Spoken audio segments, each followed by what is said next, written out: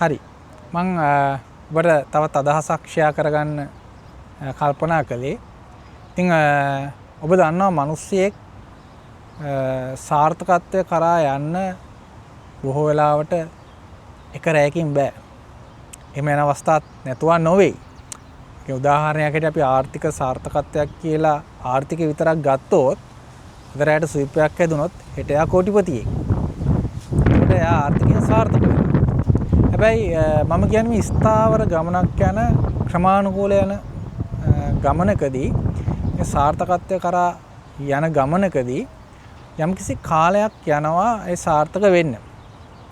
ඔබ ව්‍යාපාරයක් කරන කෙනෙක් වෙන්න පුළුවන්. ඔබ රස්සාවක් කරන කෙනෙක් වෙන්න පුළුවන්. ඔබ ඉලක්ක ටික ඔබ හදාගත්තට පස්සේ ඒ රස්සාවේ ඒ ව්‍යාපාරේ යම්කිසි ස්ථාවරත්වයක් දක්වා ඔබ යන්න ඕනේ. ඉතින් අපි මේකට කියන කතාවක් තමයි චීන උණගහ.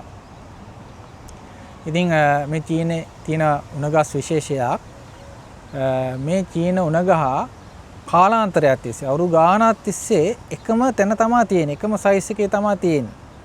ඒක වර්ධනය වෙන්නේ නැහැ. හරි? මොකද හේතුව ඒ පරිසරයට එයා සූදානම් වෙනවා. හරි? ඉතින් නමුත් අවුරුදු කීපයක් ගියාට පස්සේ මේ උණගහ එක දවසකට අඩි ගාණක් විශාල වෙනවා. හරි? එහෙනම් අර මුල් කාලේ මොකද එයා කළේ? ඒ පරිසරයට අනුගත වීමක් තමයි උනේ. එහෙනම් අපේ සාර්ථකත්වයේ කියන එකේදී ඔබ තෝරාගත්ත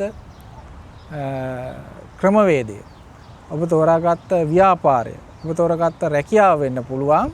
ඒ රැකියාව යම්කිසි කාලයක් යනවා ස්ථාවර වෙන්න. අන්න ඊට පස්සේ තමයි ඒ ගමනේ අපිට ඉස්සරහට යන්න පුළුවන් වෙන්නේ. ඉතින් ඔබේ හැකියාවන්, ඔබේ දක්ෂතාවයන් මුල් කරගෙන ඔබට යමක් කරන්න පුළුවන් නම් ඇත්තටම මිනිස්සෙට ලෝකයේ දකින්න සාර්ථක වෙන්න මං හිතන්නේ අපහසු කාර්යයක් කියලා. අපි ඒකට උත්සාහ කරමු.